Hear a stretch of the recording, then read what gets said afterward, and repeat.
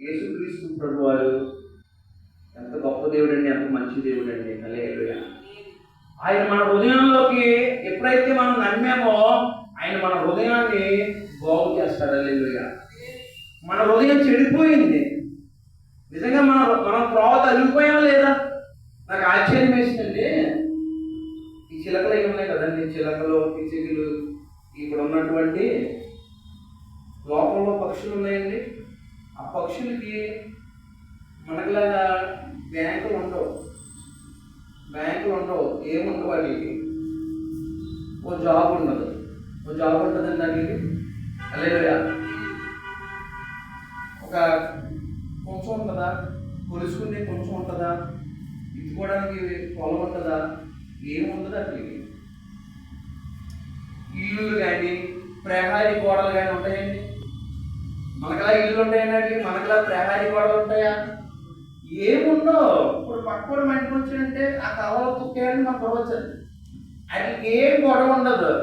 పొద్దున్న లేస్తే ఆ చిలక తన భార్య మొహం చూసుకుని హాయిగా నాకు భార్య తోడిచ్చారు, స్తోత్రం దేవానికి స్తోత్రాలు చెప్పుకొని ఆ పిల్లలు చూసుకుని, 3-4 పిల్లలు ఉంటారు కదా వాటికి, అవన్నీ చూసుకుని అయ్యా నాకు ఒక కుటుంబం ఇచ్చావయ్యా దేవా, నేను ఎన్ని రోజులు పొందుతానో తెలదు కానీ నాకంటూ ఒక కుటుంబం ఉందయ్యా అని సంతోషంగా అవన్నీ పొద్దున్నే లేచి శుద్ధించుకుని హాయిగా చెట్ల కొమ్మలను పోతే హాయిగా పొలాలు దొరుకుతాయి, అవి తినేసి పొద్దున్న సాయంత్రం వరకు హాయిగా ఏ స్వార్థం ఏ కుళ్ళి ఏంటంటే చెట్ట పట్టాలు వేసుకుని వాటికి కూడా గొడవలేదు కదా, ఇంక వేరే వాటికి కూడా గొడవలేదు కదా.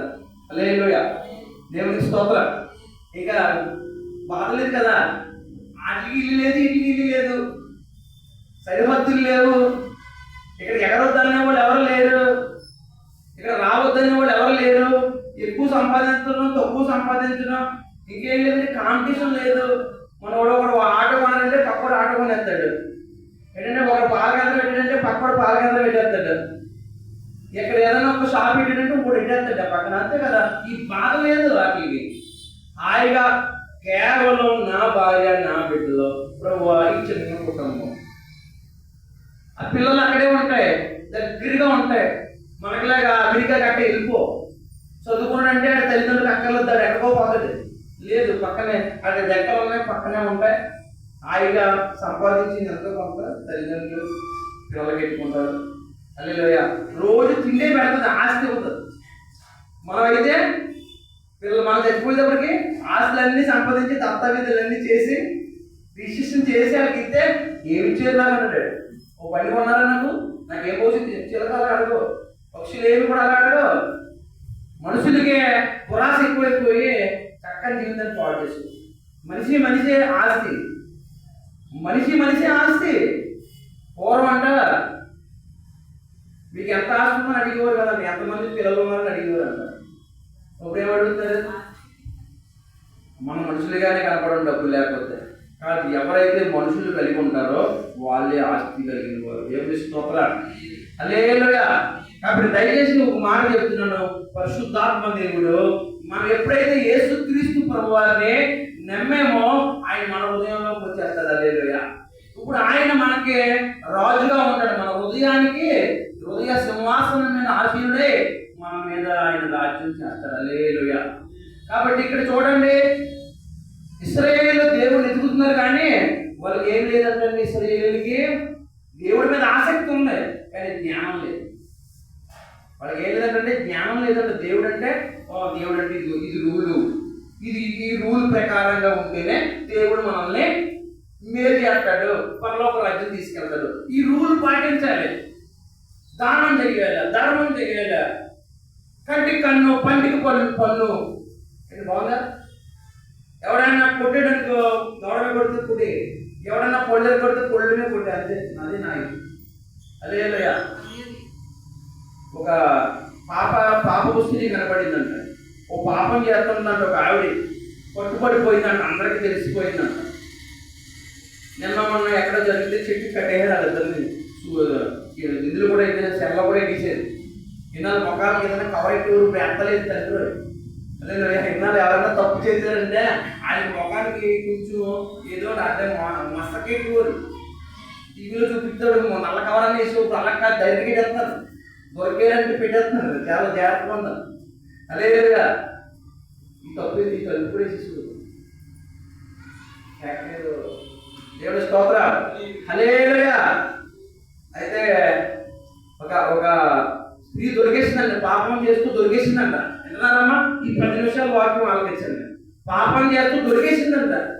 దొరికేస్తే ఆ ఊర్లో ఉన్నటువంటి పెద్దలు, మత పెద్దలు అందరూ చిన్న పిల్లల నుంచి పెద్దల వరకు రాళ్ళు తీసుకుని కొట్టి చంపేమని ఎక్కడ ఉందంటండి?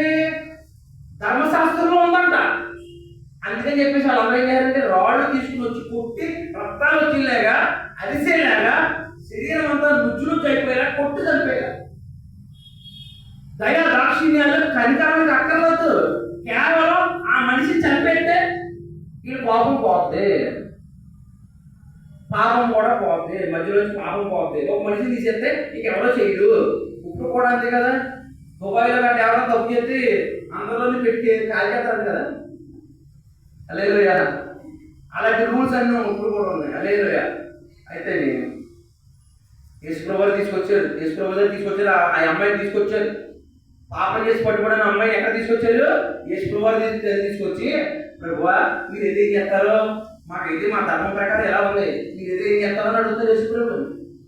అప్పుడు యేసుక్రీస్తు ప్రభు కింద ఇలాగా రాశారంటే, కింద ఇలాగా ఆత్మానం చేస్తోటి మీలో ఎవరు పాపం లేదో వాడి ముందు రాయిసి వెళ్ళిపోమన్నారంట. హల్లెలూయా.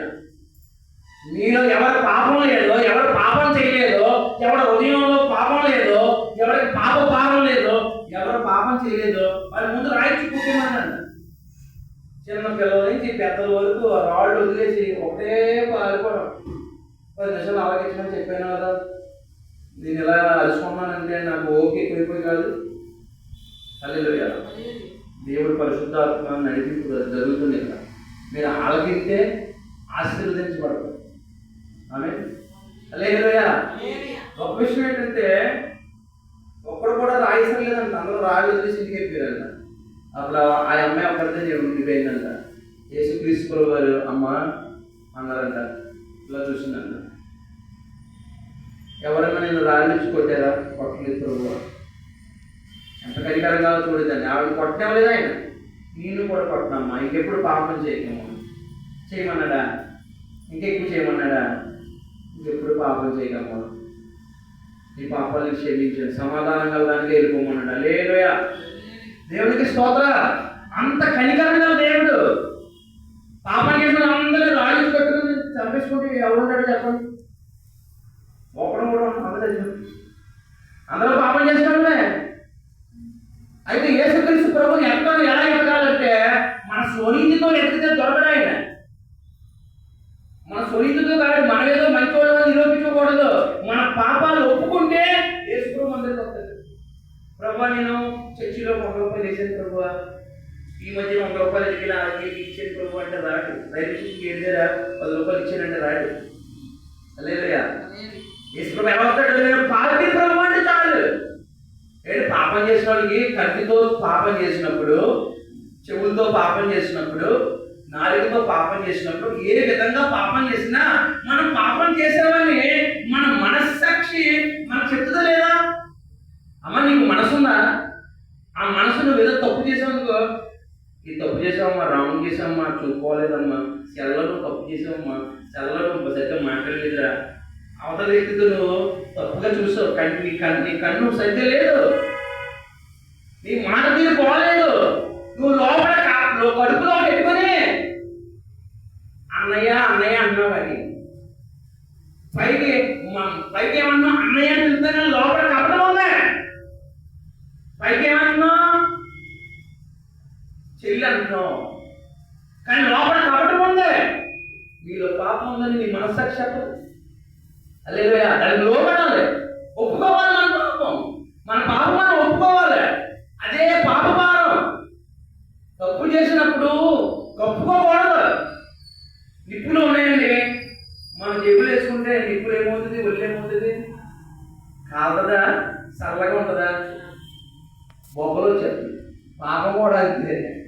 పాపం మనసులోకి వచ్చినప్పుడు, చూపులోకి వచ్చినప్పుడు, తలంపులోకి వచ్చినప్పుడు దేవుడు ఒప్పుకుంటే ఎంత పాపినైనా క్షమిస్తాడు. హల్లెలూయా. నువ్వు జడాలి కదా, మనం జడాలి కదా, దేవుడికి జడాలి కదా, దేవుడికి భయపడాలి కదా. ఎందుకంటే పాపం చేసిన ఎక్కడికి పోతారు? నరకానికి పోతారు. నరకంలో ఏముంటది? నిత్యాగ్ని ఉంటుంది, యుగ యుగాలు కాలిపి అగ్ని ఉంటుంది. ఆ అగ్ని తప్పించబడాలంటే నువ్వు యేసు ప్రభువుని నమ్ముకోవాలి. హల్లెలూయా. యేసు ప్రభు కనికరం గల దేవుడు, మంచి దేవుడు, ప్రేమ గల దేవుడు, దయాళుడు. హల్లెలూయా. ఆయన ప్రేమ ఎంత గొప్పదంటే ఆయన ఎతకని ప్రజలని, దేవుడు అంటే వెతకని ప్రజల దగ్గర వద్దుడంట, లోబడిన వాళ్ళని ప్రజల దగ్గరికి దినమంతా చేతులు చాపుతాడంట. నాకు తెలిసిన ఒక అంకుల్ గారు, ఒక కుటుంబం సారా అమ్ముతుందంట. సారా అమ్ముతుంటే చాలా మంది కుటుంబంలో చాలా మంది చచ్చిపోయారు. ఇంకా ఇంకొక అమ్మాయి ఉంది. ఇంకొక అమ్మాయి ఉంటే ఆ అంకుల్ గారు అంటున్నారు, ఆ అమ్మాయి కూడా చచ్చిపోవాలి, అది మంచి ఫ్యామిలీ కాదు, పాపం చేసిన ఫ్యామిలీ అంటున్నాడు. నీ కొడుకు తప్పు చేస్తే చచ్చిపోవాలని కోరుకుంటావా అండి? కూతురు తప్పు చేస్తే చచ్చిపోవాలని కోరుకుంటామండి ఎవరన్నానే? మరి పొరుగు ఆడవాళ్ళు కాదా? అవునా కాదా? హల్లెలూయా. ఒకసారి హల్లెలూయా చెప్పండి. హల్లెలూయా. అంటే పాపం చేసిన వాటిని క్షమించేనే లోకం ఉంటుంది. క్షమాపణ లేకపోతే లోకం ఉండదు కదండి. హల్లెలూయా. కాబట్టి నిన్ను వెతకని వారిని దేవుడు మనం ఎప్పుడు ఎతకలేదు. చెట్టుని, పుట్టల్ని, రాళ్ళని, రప్పల్ని, చేతులతో చేసిన బొమ్మల్ని వింటున్నారా? మనకి దేని పడితే అది మన పూర్వకాలం మన తల్లిదండ్రులని అప్పగించేసారు. మనకి వాటిని నమ్ముకుంటూ వచ్చేసారు. అవి మనతో మాట్లాడతాయా? మనతో మాట్లాడు. యేసు రక్తమే చేయాలి. హల్లెలూయా. అవి మనకు సాయం చేస్తాయా? సాయం చేయవు. హల్లెలూయా. కానీ భూమి ఆకాశాలు చేసిన దేవుడు, సముద్రానికి దేవుడు. యేసుప్రభు ఎవరు? సముద్రానికి దేవుడు. సముద్రం అంత పెద్ద అలగా వచ్చేస్తుంది, కానీ ఎక్కడ వరకు వస్తుంది? ఇసుక వరకు వస్తుంది. అక్కడి నుంచి ఇసుక ముట్టుకుని మళ్ళీ వెనక్కి వెళ్ళిపోతుంది. ఎవరు చెప్పారు అంత పెద్ద సముద్రానికి నువ్వు అక్కడ వరకు వచ్చి వెనక్కి వెళ్ళిపోమని? దేవుడు నిబంధన చేశాడు. హల్లెలూయా. హల్లెలూయా. సాయంత్రం రోజుల్లో నక్షత్రాలు ఎరుగుతున్నాయి. నీకు చెప్పారమ్మా స్విచ్ చేయమని చెప్పి? సాయంత్రం 6 అయిందమ్మా లైట్ చేయమని చెప్పారా? నక్షత్రాలు ఎరుగుతున్నాయి. ఎవరు ఎరుగుతున్నారు? హల్లెలూయా. మన బ్రతుకులు కూడా బాగు చేయగలరు యేసు ప్రభు. యేసు ప్రభు నమ్మినోడు ఎవరో చెడిపోలేదు. యేసు ప్రభు నమ్మినోడు ఎవరో చెడిపోలేదు. హల్లెలూయా. మేము కూడా దేవుడు ఎక్కడ వాళ్ళమే. మేము కూడా ఎవరమ్మా? అమ్మా నా గురించి చెప్తాను రా ఏమంటారా? హల్లెలూయా. మేము కూడా దేవుడు ఎరిగిన వాళ్ళం కాదు. ఆకాశానికి, భూమికి, సముద్రానికి, అందులో ఉన్నటువంటి నక్షత్రాలకి దేవుడు ఎవరో మాకు కూడా తెలియదు. ఏముంటే దాన్ని నమ్మేవాళ్ళం. అది యేసు ప్రభు వచ్చాడు. మేము శిథిలమైపోయిన పరిస్థితుల్లో యేసు ప్రభు మా ఇంటికి వచ్చాడు. ఎతకని వాళ్ళ దగ్గరికి వచ్చాడు. అంతకుముందు మేము ఎప్పుడు యేసయ్యని ఎరగను. ఈ లోకం తీరుగా ఏది ఉంటే దాన్ని నమ్మేవాళ్ళం. యేసు క్రీస్తు ప్రభు వారు మా దగ్గరికి వచ్చి, అమ్మా నేను యేసు ప్రభువుని, జీవగల దేవుణ్ణి, నీకు నేను తోడుంటానని మా అందరితో చెప్పేసాడు. హల్లెలూయా. ఆ రోజు నుంచి అమ్మ నమ్మింది. నమ్మిన తర్వాత శిథిలమైపోయి, పతనమైపోయి, నాశనమైపోయి, శాపాన్ని అనుభవించి, రోగాన్ని అనుభవించి మా బ్రతుకుల్లో వెలుగు వచ్చింది. హల్లెలూయా. చెడిపోయిన మా బతుకుల్లో వెలుగు వచ్చింది. మన చుట్టూ ఉంటారు అందరూ ఎలా ఉంటారో తెలుసండి? మన చుట్టూ ఉన్న ప్రజలు నేను ఆలోచించండి బాగా. మన చుట్టూ ఉండే ప్రజలు ఎలాంటి అంటే మనం బాగుపడాలని కోరుకోరు. మన చుట్టూ ఉండే ప్రజలు ఎలాంటి అంటే మనం బాగుపడాలని కోరుకోరు. పైకి మాట్లాడతారు అంతే, లోపల ఏమనుకుంటారు తెలుసా? వీడి నాశనం అయిపోవాలని కోరుకుంటారు. కానీ యేసు క్రీస్తు ప్రభు అక్కడే నువ్వు బాగుపడాలని కోరుకుంటాడు. నువ్వు అనుకుంటావు నాతో ఇంతసేపు అరగంట సేపు మా చెల్లెలే కదా ఫోన్లో తెగ మాట్లాడేసింది, మా మామయ్య గారే కదా, ఆవిడ కదా, ఇల్లే కదా తెగ మాట్లాడేసాడు, నేనంటే ఎంత ప్రేమ, చివరిలో జాగ్రత్త అని కూడా చెప్పారు. అయ్యి బాబోయ్ టేక్ కేర్ అన్నారు. చాలా మంచోళ్ళు అందరూనే. నేను బాగుపడాలని కోరుకుంటాను. నువ్వు బాగుపడాలని ఎవ్వరూ కోరుకోరు, యేసు ప్రభు తప్ప. సింహం పిల్లైన ఆకలి ఉంటాయేమో కానీ దేవుడు నమ్ముకున్న వారికి ఏ మేలు కొదువై ఉండదు. హల్లెలూయా. నిన్ను ఆశీర్వదించే దేవుడు, నిన్ను ఆదరించే దేవుడు, నీ కన్నీళ్లు తుడిచే స్నేహితుడు యేసు ప్రభు. హల్లెలూయా. నీకు ఆధారం, నీ బలం. హల్లెలూయా. నిన్ను బాగు చేసే ఒకే ఒక దైవం. నీ బ్రతుకులో వెలుగు చూడాలంటే, సమృద్ధి చూడాలంటే, హల్లెలూయా. మేము ఒక ఇంట్లో అద్దుకునే వాళ్ళు. ఆయన అద్దె పెంచాడు. అంటే ఎందుకు పెంచాడు? నేను కొంచెం బాగున్నాను అంతే. ఆయన అద్దె పెంచాడు. హల్లెలూయా. చూసారండి మనుషులు మనం కొంచెం బాగుంటే అంటే ఏం చేస్తారంటే అది మనసు మారిపోతుంది, మన మీద కన్ను వచ్చేస్తుంది, ఒక రూపాయలు పన్ను వచ్చేస్తుంది. కాబట్టి దయచేసి జ్ఞాపకం చేసుకుంది, ప్రభు ఒక్కడే బాగు చేస్తాడు. మా చుట్టాలు ఎవరు మమ్మల్ని బాగు చేయలేదండి, మా బంధువులు ఎవరు మమ్మల్ని బాగు చేయలేదండి, మా రక్త సంబంధులు ఎవరు మమ్మల్ని బాగు చేయలేదండి. ఈ సెంటర్లో ఉండి మాట్లాడుతుంది, ఇది మా సెంటర్. హల్లెలూయా. నేను ఎక్కడో మళ్ళీ వీడియోలో కూడా పెడతాను, నాకేం భయం లేదు. మా యేసు ప్రభు మా అమ్మకు కనిపించిన దేవుడు, భూమి ఆకాశాలు సృష్టించిన దేవుడు, నిజమైన దేవుడు, పరిశుద్ధుడు. ఆయన క్యారెక్టర్ ఉన్న దేవుడు, మహోన్నతుడు, మహనీయుడు, పరిశుద్ధుడు, మంచి ఔన్నత్యం కలిగిన దేవుడు, శుద్ధ హృదయం కలిగిన దేవుడు, కపటం లేని దేవుడు, పాపం లేని దేవుడు. హల్లెలూయా. గొప్ప దేవుడు యేసు ప్రభు. ఆయనే మా జీవితాన్ని మార్చేశాడు. మేము కేవలం ప్రార్థన చేసుకుంటాం, సేవ చేసుకుంటాం, ఏ కొద్దిగా అన్నవాడు. మొన్న కెటిల్లోని వంట చేసింది నా భార్య అన్నాను. ప్రార్థన అయిపోయిన తర్వాత ఒక ఆవిడ కరెంట్ కుక్కర్ తెచ్చి వచ్చేసింది, ఒక కరెంట్ కుక్కర్తో వచ్చేసింది. కెటిల్లో వంట చేసుకున్నాం, ఇబ్బంది పడటం, గ్యాస్ ఒక రోజు అయిపోతే. ఇలా అన్న రోజునే ఒక ఆవిడ కరెంట్ కుక్కర్ తెచ్చి ఇచ్చేసింది మా ఇంటికి ఉచితంగా. ఇంకోటి ఎవడో వేరే వాళ్ళ ఇంటికి పనసకాయ మోసుకొచ్చింది. ప్రభా అందరికీ ఇస్తారు కానీ మాకు ఎవడెత్తారు ప్రభు అనుకుంటే అనుకోకుండా వాళ్ళందరికీ చాలా వచ్చేసేయండి. ఒక ఇంట్లో ఎంత పెద్ద ఏంటంటే అది పనసకాయ తీసుకొచ్చి మా ఇంటికి తీసేది, నేను తిని కొంతమంది. అలాగా మనం ప్రభు నమ్ముకుని ఉంటే సింహం పిల్లైనా లేవుకుంటాయి, కానీ దేవుడు నమ్ముకున్న వాళ్ళకి ఏ మేలు అన్ని మేలు చేస్తారు. నా బ్రతుకంతా కట్టింది యేసు ప్రభువే. నేను ఎంతగా కట్టబడ్డానికి కారణం ఎవరో తెలుసా? నా కష్టం కాదు, నా బుద్ధి కాదు, నా జ్ఞానం కాదు, నేను నమ్ముకున్న నా యేసు ప్రభు కృప. హల్లెలూయా. హల్లెలూయా. అది కూడా చెప్పుకోవడానికి అవకాశం ఇచ్చాడు, నాకు ప్రపంచానికి చెప్పుకునే అవకాశం ఇచ్చాడు. హల్లెలూయా. నేను మౌనంగా ఉండను. హల్లెలూయా. నా ప్రభు తోడై ఉన్నాడు, నా ప్రతి అక్కడ తిరుగుతాడు, నా ప్రతి అధైర్యంలో నాకు ఒకవేళ కొన్నిసార్లు మన దెయ్యాలు పోతాలు కూడా ఏడిపెట్టాయి. నేను రాత్రి లేచి మేము నలుగురు కలిసి ఏ శాస్త్రమే మేము 3 మంది ప్రార్థన చేస్తుంటాం. మా వెనకాల వచ్చేస్తే నన్ను చూసి ఉప్మా పెట్టి రాత్రి నవ్వుతుంది నీ ముఖం అంటే. హల్లెలూయా. నన్నా నువ్వు మేము నలుగురు కలిసి మోకాలేసి ప్రార్థన చేస్తే మరి కనపడితే వస్తుంది. హల్లెలూయా. అలా ఎన్నో దేవునికి మహిమ కలిగింది కనుక ఆ తర్వాత ఉప్మా పెడుతుంది నాకు. హల్లెలూయా. దేవునికి స్తోత్రం. దానికి నేనేం పెట్టాను తెలుసా? యేసు రక్తంలో నిప్పంటించేసాను. హల్లెలూయా. హల్లెలూయా. దేవుని మహిమ కలిగింది కనుక యేసై ఉంటే చాలు.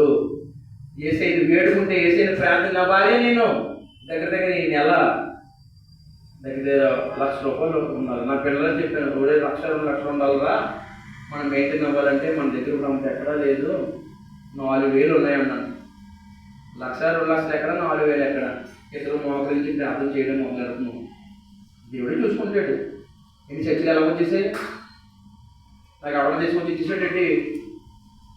దేవుడు కృప, మేము అన్ని త్యాగం చేసుకుని సేవ చేస్తున్నాం కాబట్టి చేయగలుగుతున్నాం. లేదు 6 రోజులు వచ్చాను. నేను వచ్చేసాను, రోజు సుఖంగా వచ్చేసాను. ఎప్పుడైనా బండి మీద తిరుగుతున్నాం. హల్లెలూయా. కాబట్టి ఆయన మా కొరకు ఉన్నాడు, ఆయన కొరకు మమ్మల్ని ఉంచుకుంటాడు. హల్లెలూయా. ఘనత మహిమ ప్రభావాలు యేసయ్యకే చెల్లును గాక. దేవుడు మిమ్మల్ని అందరినీ ఆశీర్వదించును గాక.